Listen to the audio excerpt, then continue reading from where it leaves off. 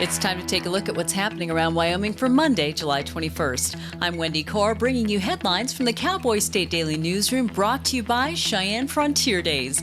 Brace for heart-pounding adrenaline with the PRCA Extreme Bulls, July 21st and 22nd. 2 nights of elite bull riders versus the rankest bulls. A fierce showdown in the legendary CFD Arena. Don't miss the 129th Daddy of them all, now through the 27th. A Casper family is still trying to comprehend their new reality after 18-year-old twin sisters were in a car that hit an elk at 101 miles per hour. Hannah Brooks survived the Monday crash on Wyoming Highway 487, but her twin sister Samantha didn't. Cowboy State Daily's Dale Killingbeck spoke to the girl's mother, Sarah, who said Samantha's loss has left a void in the hearts of those who knew her. The mom and her twin sister are grieving and also trying to pull together money for a funeral, and a coworker has started a GoFundMe to try and help them with funeral costs. The coworker I talked to and her mom, they just said that she was somebody that you loved. She wanted to help everybody, even though she had struggles in her life. Her focus was on other people, and that she's the kind of person that just engaged other people to try and help them and be a support.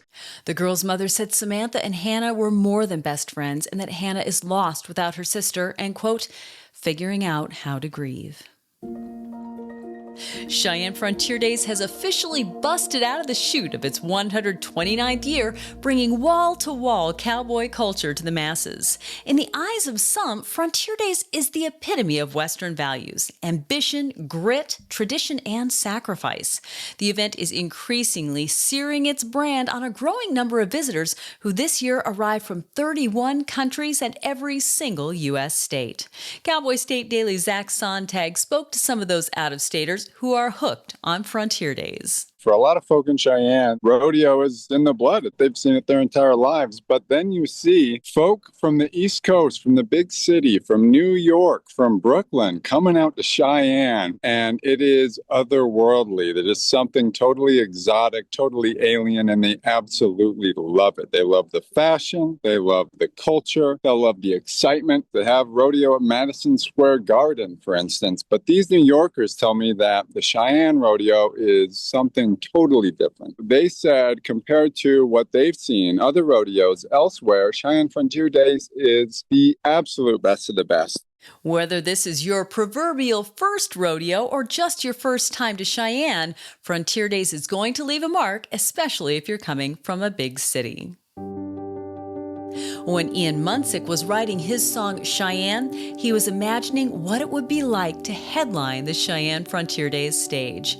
Friday night, there was no more imagining. Cowboy State Daily's Renee Jean reports that Munick became the first Wyoming native to headline Cheyenne Frontier Days, with a chorus of adoring cheers and whistles from fans who had come for the show. When Ian was talking to me about it and he was explaining why it was so important, he actually started to choke up a little bit, talking about how, he's just a Wyoming boy, wanted to go out there and make his state proud. And when he was talking about his parents being in the audience, that's what he's really nervous about. His dad's the one who taught him to play. So for him, getting to play Cheyenne Frontier Days, getting the Cheyenne headliner belt buckle, all of that meant a lot. Munick said he sees the Cheyenne stage as the biggest of his career to date. Anecdotal evidence suggests bison might have specific behaviors associated with death and mourning. Cowboy State Daily's Andrew Rossi reports about one recent incident in northern Yellowstone in which several bison were maintaining a constant vigil around one that had died, circling around the carcass for more than an hour. We like to anthropomorphize or give human emotions to other animals, so it's not really safe to say if bisons have emotions in response to death, but I spoke to several people who observe bison doing the same similar sort of patterns when confronted with a carcass of any animal, let alone another bison, where they sniffed, they circled, they held their tails erect, and they lingered in the area for a prolonged period of time. We don't think of them as particularly intelligent animals, but they might have some observable and documentable rituals associated with the concept of death or around carcasses. Ella elephants, dolphins, whales, chimpanzees, and dogs have exhibited distinct behavioral changes and reactions when confronted by death, but there's no scientific evidence suggesting bison understand the concept of death or have specific mourning rituals. I'll be back with more news right after this. RER is transforming rare earth production and disrupting China's global dominance. The demonstration plant in Upton, Wyoming uses proprietary closed-loop technology powered by machine learning to separate rare earth elements with unmatched efficiency while recycling chemicals. Through the demonstration plant, partially financed by the Department of Energy and the Wyoming Energy Authority, RER is securing America's critical mineral supply through innovation and technology.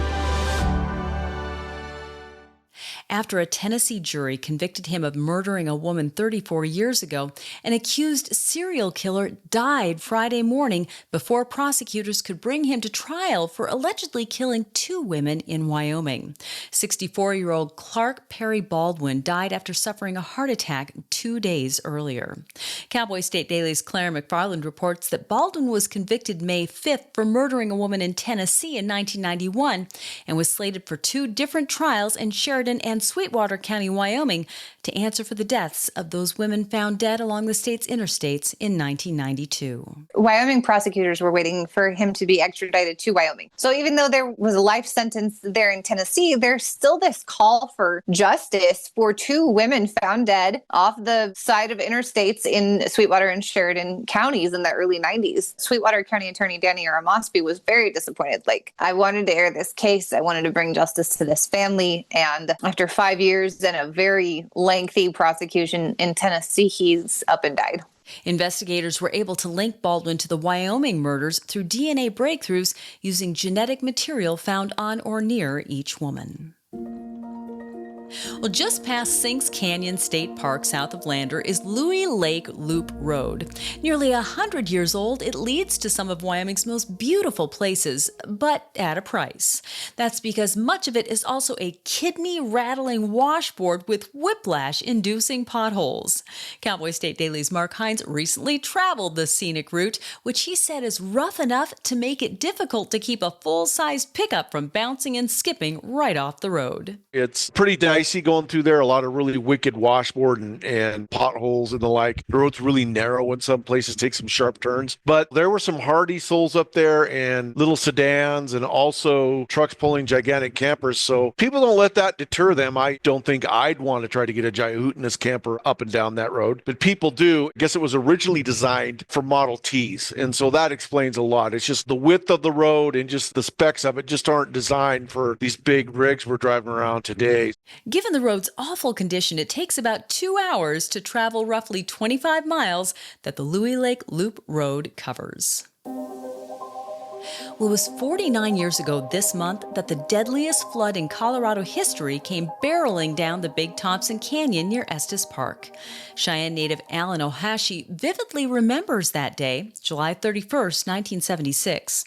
Ohashi told Cowboy State Daily's Dale Killingbeck that he was caught in the canyon when the wall of water hit his car. He's going up the highway, the canyon there, and water starts coming down. Then this big flood of water just grabs his car. So he sees trees and boulders and things coming at him. And then he saw a car, he said, come at him and be swept over the side and just kind of disappeared. And then out of nowhere, there's this portable toilet that grabs on to the front of his Ford Pinto station wagon and pulls him over to the side where the rock wall was. So he was able to get out of the car and start climbing up that wall when a highway department truck came along and was able to pull him out of the water and get him to safety. 2 days after the flood hit, the New York Times front page headline proclaimed that 65 people were killed, but the numbers would climb much higher in succeeding days until ultimately reaching 144 dead. And Friday was just another busy night for Amber Sessick at the Cowboy Cafe in Dubois when 2 women changed her life with a tip so unexpected it left the young waitress in tears. The women, Brandy McCumber and Tamara Bain, gave the 25-year-old a nearly $1,500 tip. The two travelers told Cowboy State Daily's Jackie Dorothy that each night they choose a local restaurant and then surprise their server with a large tip that they've collected that day from the followers of their Facebook page, which they call You Can't Be Serious. I was actually eavesdropping on a conversation. These two road trippers were discussing their travels, where they'd been. And as they left, one of them turned and said, "And if you want to follow our adventures," and she rattled off her Facebook page and what they were doing. So I followed them and asked them if they would like to do an interview. So these two wonderful ladies stopped at 3 places here in Wyoming: Cody, Yellowstone, and Du Bois. And the servers were all blown away, all blessed by this surprise $1,000 tip. It's just an amazing way to give back, especially to two ladies that once were servers themselves. Sesek said that she just feels in awe that it happened to be her table the women were at Friday. She's putting the money toward her college fund so that she can go to graduate school and become a speech-language pathologist. And that's today's news. Get your free digital subscription to Wyoming's only statewide newspaper by clicking on the daily newsletter button at cowboystatedaily.com. And you can watch this newscast every day by clicking subscribe on our YouTube channel, or you can listen to us on your favorite podcast app.